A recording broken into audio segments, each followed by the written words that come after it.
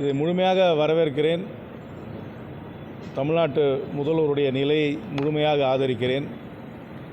ஜனத்தொகை அடிப்படையிலே மறுசீரமைப்பு நடந்தால் தமிழ்நாட்டுக்கு பிரதிநிதித்துவம் குறையும். 543ஆக அதை லிமிட் செய்து அதற்குள்ளே மீண்டும் மறுசீரமைப்பு நடத்தினார்கள் என்றால் தமிழ்நாட்டுக்கு பிரதிநிதித்துவம் குறையும். 888ஆக உயர்த்தினார்கள் என்றால் தமிழ்நாட்டுக்கு கொஞ்சம் சீட்டு கூடும்.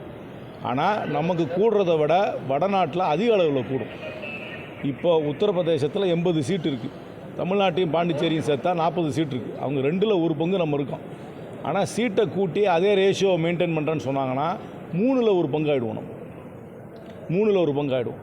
அதனால் மத்திய அரசாங்கத்துடைய திட்டங்களை சிறப்பாக செயல்படுத்திய தென்னகத்தை வஞ்சிக்கின்ற மாதிரி இந்த ஜனத்தொகை அடிப்படையில் மறுசீரமைப்பு நடந்தால் தமிழ்நாட்டுக்கு பிரதிநிதித்துவம், தென்னக மாநிலங்களுக்கு பிரதிநிதித்துவம் குறைந்துவிடும். இதை ஏற்றுக்கொள்ள முடியாது. அதனால் இன்று முதல்வர் அவர்கள் கூட்டிய கூட்டத்தில் 25 ஆண்டுகளுக்கு இதே நிலை தொடர வேண்டும், இந்தியாவுடைய மக்கள் தொகை ஸ்டெபிலைஸ் ஆகிற வரைக்கும் இப்படியே தொடர வேண்டும் என்ற யோசனை என்னை பொறுத்த வரைக்கும் பொருத்தமான யோசனை. இன்னொன்று தெளிவாக தெரிஞ்சுங்க, 543 பேர் இருக்கிற பார்லிமெண்ட்லேயே எங்களுக்கு பேசுகிறதுக்கு நேரம் கிடைக்கிறதில்ல. இதை விட இன்னும் 888, அதாவது இன்னொரு 340 பேரை கூப்பிட்டாங்கனாக்க பேசவும் முடியாது, விவாதமும் பண்ண முடியாது. அது சும்மா கூடி கலையிற பெரிய கூட்டம் மாதிரி ஆகிடும். அதனால் இதுக்கு விட ஒரு பெரிய பாராளுமன்றம் இருப்பதால் இன்னும் ஜனநாயகம் சிறப்பாக இருக்கிறது, இன்னும் விவாதம் பண்ணலாம் என்று நினைப்பது தவறு. ஏன்னா அதில் நேரம் பத்தாது. ஏன்னா இந்த கூடுற நேரத்தில் இன்னும் 340 பேர் இருந்தாங்கன்னா பேசுகிறதுக்கு நேரம் இருக்காது. முல்லை பெரியாறு, மேகதாது இந்த மாதிரி பிரச்சனைகளை குறித்து பேசாமல் அதுக்கெல்லாம் கூப்பிடாமல் இதுக்கு கூப்பிட்றாங்களே. இதுக்கு முல்லை பெரியாருக்கும் மேகதாதுக்கும் பஞ்சாப் முதலமைச்சரை கூப்பிட முடியாது. தெலுங்கானா முதலமைச்சரையும், ஆந்திராவில் இருக்க அரசியல் கட்சி தலைவர்களையும், ஒரிசாவில் இருக்க அரசியல் கட்சி தலைவரையும் கூப்பிடுவேன். எதுக்கு எந்தெந்த ஃபோரம்னு தெரியாதவங்க தான் அப்படி சொல்லுவாங்க. இந்த டீலிமிட்டேஷன் என்றது இந்தியாவே பாதிக்கப் போகிறது. இந்தியாவில் குறிப்பாக ஹிந்தி பேசாத மாநிலங்களை பெரிய அளவில் பாதிக்கப் போகிறது. இந்தியாவுடைய பொலிட்டிக்கல் ஸ்டெபிலிட்டி, அதாவது பொலிட்டிக்கல் ஈக்குவேஷனே மாற்ற போகிற விஷயத்துக்கு இவங்க எல்லாம் கூப்பிடும். மேகதாவை பற்றி பேசணும்னா அதுக்கு கர்நாடகாவோட பேசணும், இல்லை காவேரி ரிவர் மேனேஜ்மெண்ட் போர்டோட பேசணும், முல்லை பெரியாரை பேசணும், கேரளாவோட பேசணும். அதுக்கு நமக்கு பிடிக்காட்டி உச்சநீதிமன்றத்துக்கு போகணும். அதுக்கு பஞ்சாப் முதலமைச்சரை கூப்பிடணும்னு அவசியம் கிடையாது. தேசிய கல்விக் கொள்கைக்காக நாளைக்கு பாஜக சார்பாக திருச்சியில் ஒரு மாபெரும் பொதுக்கூட்டம் பண்ணுறாங்க. அது மாநாட்டுக்கு இணையாக செய்வதாக தேர்தலுக்கு முதல் படியாக செய்கிறதாக சொல்கிறாங்க. அவங்க ஓரங்கட்டப்படுகிறார்கள். தமிழ்நாட்டில் பாரதிய ஜனதா கட்சியோட எந்த ஒரு அரசியல் கட்சியும் கூட்டணி வைத்துக் கொள்ளாது. பாரதிய ஜனதா கட்சியோடைய ஹிந்தி இந்துத்துவா கொள்கையை தமிழ்நாட்டு மக்கள் ஏற்றுக்கொள்ளவே மாட்டார்கள். ரெண்டாவது, நான் தெளிவாக சொல்கிறேன், இந்த 3வது மொழியை கட்டாய பாடமாக்குவதை எந்த காலத்திலும் தமிழ்நாடு ஏற்றுக்கொள்ள தேவையில்லை. 2 மொழியை முழுதாக படித்த பின்னர் 3வது மொழிக்கு பற்றி யோசிக்கலாம்.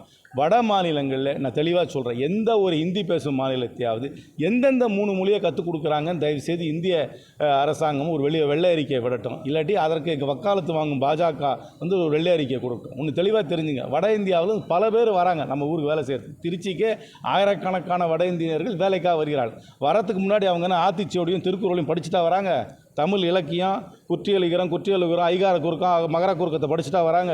எழுத படிக்க தெரியாது, தமிழ் தெரியாது. இங்கே வராங்க, தேவைக்கேற்றால் போல் 6 மாதம் 7 மாதத்தில் கொஞ்சம் பேசும் தமிழை கற்றுக்குறாங்க. அதே மாதிரி தான் தமிழ்நாட்டிலேருந்து யாராவது வட இந்தியாவுக்கு சென்று ஹிந்தி பேசுகின்ற மக்களோடு மட்டும்தான் பழக வேண்டும் என்ற நிலை யாருக்காவது தள்ளப்பட்டார்கள் என்றால் அவர்கள் அந்த மொழியை கற்றுக்கொள்வார்கள். எந்த மொழியையும் கட்டாய பாடமாக தமிழ்நாட்டு மீது திணிப்பதை ஏற்றுக்கொள்ள முடியாது.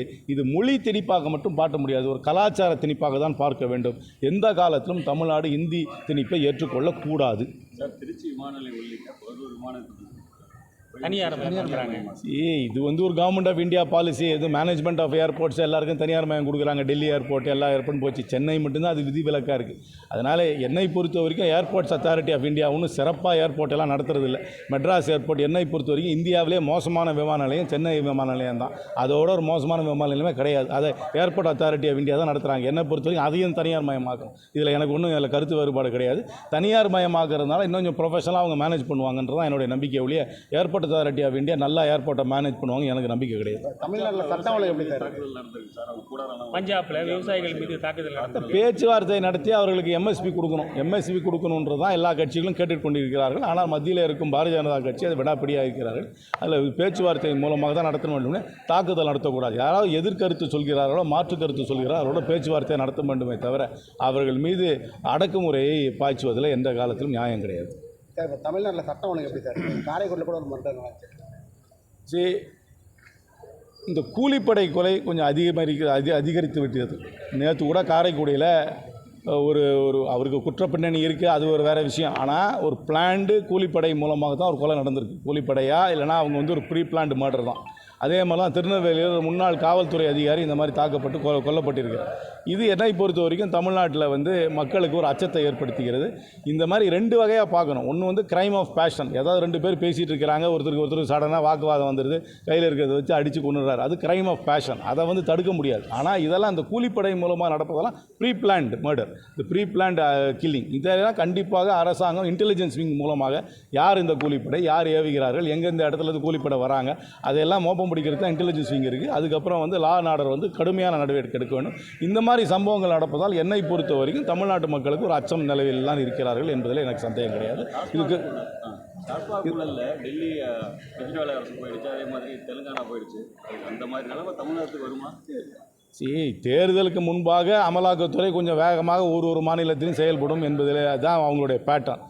ஆனால் அரசாங்கத்து இதில் வந்து என்ன உண்மை நிலை என்ன என்பதை வந்து அவர்கள் அறிக்கை விட்டதுக்கு பின்னர் அரசாங்கம் அதற்கு மறு அறிக்கை விட்டு தான் பார்க்க முடியுமே தவிர இது உண்மை நிலை என்ன என்று இன்றைக்கே சொல்ல முடியாது. ஆனால் அமலாக்கத்துறை தேர்தல் வருகின்ற மாநிலங்கள் இப்போ பார்த்தீங்கன்னா லல்லு பிரசாதையும் அவரோட மனைவியும் கூப்பிட்டு விசாரிக்கிறாங்க. ஏன்னா பீகாரில் இப்போ அக்டோபர் மாதம் தேர்தல் வரப்போகுது. தேர்தல் வரும்பொழுதெல்லாம் அந்த அமலாக்கத்துறை அந்தந்த ஸ்டேட்டில் கொஞ்சம் ஆக்டிவ் ஆகிடுறது வாடிக்கையாக தான் இருக்குது. இப்போ உங்கள் கூட்டணி பலமாக இருக்கா சார்? இப்போ வேல்முருகன் வேறு வெளியே வர மாதிரி, திருமாவளவன் 25 சீட்டு கேட்குறாரு. அது 1 வருஷம் இருக்குங்க, இன்னும் 1 வருஷம் இருக்குது. அடுத்த மார்ச் 15 அன்றைக்கி இந்த கேள்வியெல்லாம் கேட்கலாம். இதுக்கு இன்றைக்கே கேட்கணும். இல்லை ஆட்சிகள் காட்சி மாறும், எல்லோரும் மாறும், என்ன வேணால் ஆகும். ஆனால் என்னை பொறுத்த வரைக்கும் இந்தியா கூட்டணி தமிழ்நாட்டில் வலுவாக இருக்கிறது, அதில் ஒன்றும் சந்தேகம் கிடையாது. காங்கிரஸ் கட்சி இந்தியா கூட்டணி இந்திய அளவிலே தலைமை தாங்கிறோம், தமிழ்நாட்டு அளவில் திராவிட முன்னேற்ற கழகம் தலைமை தாங்கிறது. இந்த கூட்டணி வலுவாக இருக்கிறது. சில கட்சிகளுக்கு சில கருத்து வேறுபாடுகள் இருக்கிறது தான் செய்யும். ஆனால் அதெல்லாம் போக எல்லாம் சரியாயிடும். அந்த வேறு அணி அமைதா இல்லையா எல்லாம் என்பதெல்லாம் 1 வருஷம் கழிச்சு தான் தெரியும். இன்றைக்கே டூ ப்ரீமெச்சூர் டாக் போகிறோம். ஏர்போர்ட் பிரைவேட்டைசேஷன் பண்ணதை பற்றி நீங்கள் ப்ரைவேட்டைஸ் இல்லை ஒன்லி மேனேஜ்மெண்ட்டை தான் ப்ரைவேட்டைஸ் பண்ணுறாங்க, அசட்டை ப்ரைவேட்டைஸ் பண்ணல. இது வந்து கிட்டத்தட்ட 1000 கோடிக்கு மேலே மக்கள் காசு வந்து இதோட டெவலப்மெண்ட்டுக்காக செலவாக்கியிருக்கு. அதுக்கப்புறம் நீங்கள் இது வந்து ப்ரைவேட்டுக்கு கொடுத்து இப்போ என்ன ஏர்போர்ட் அத்தாரிட்டி ஆஃப் இந்தியா வந்து சரியாக மேனேஜ் பண்ணுற மாதிரி தெரியல. Airport authority of India manage பண்ணுற ஏர்போர்ட் மெட்ராஸ் சென்னை ஏர்போர்ட்டை விட எனக்கு தெரிஞ்ச வரைக்கும் ஒரு வெரி புவர் இன்ஃப்ராஸ்ட்ரக்சர் ஏர்போர்ட்டை இந்தியாவிலேயே நீங்கள் பார்க்க முடியாது. நீங்கள் பெங்களூர் ஏர்போர்ட்டை பாருங்கள், பாம்பே ஏர்போர்ட்டை பாருங்கள், ஹைதராபாத் ஏர்போர்ட்டை பாருங்கள், டெல்லி ஏர்போர்ட்டை பாருங்கள். அதில் கம்பேர் பண்ணும்போது என்னை பொறுத்த வரைக்கும் தமிழ்நாட்டுக்கு வந்து அவங்க ஒரு டிஸ்அட்வான்டேஜாக இருக்குது. ஒரு நல்ல ஏர்போர்ட் இல்லாது. அது என்னை பொறுத்த வரைக்கும் ஏர்போர்ட் அத்தாரிட்டி ஆஃப் இந்தியாவால் ஒரு வேர்ல்ட் கிளாஸ் ஏர்போர்ட்டை மேனேஜ் பண்ண முடியும்னு எனக்கு நம்பிக்கை கிடையாது. ஆனால் 100க்கு மேலே ஏர்போர்ட் அத்தாரிட்டி ஒரு பெரிய, அதனால் சென்னை ஏர்போர்ட்டை எனக்கு தெரிஞ்ச வரைக்கும் ஏர்போர்ட் அத்தாரிட்டி இந்தியா சரியாக பண்ணலை. நான் பெரிய ஏர்போர்ட் தான் சொல்கிறேன். அதனால் என்னை பொறுத்த வரைக்கும் தனியார் துறைக்கு வந்து ஏர்போர்ட்டை கொடுக்குறது வந்து என்னை பொறுத்த வரைக்கும் அவர்களும் விற்கல, மேனேஜ்மெண்ட் கான்ட்ராக்ட் தான் கொடுக்குறாங்க. Asset belongs to union of India தான். இந்த அசட்டை யாருக்கும் கொடுக்கல, மேனேஜ்மெண்ட் தான் கொடுக்குறாங்க. அது என்னை பொறுத்த வரைக்கும் தவறில்லை. எல்லாத்துலேயுமே அரசாங்கம் செய்ய வேண்டிய கடமையை செய்ய வேண்டும். கல்வி, சுகாதாரம், காவல், பாதுகாப்பு, இதில் தான் என்னை பொறுத்த வரைக்கும் அரசாங்கம் வந்து கவனத்தை செலுத்த வேண்டும். இதுதான் என்னுடைய எக்கனாமிக் பிலாசபி.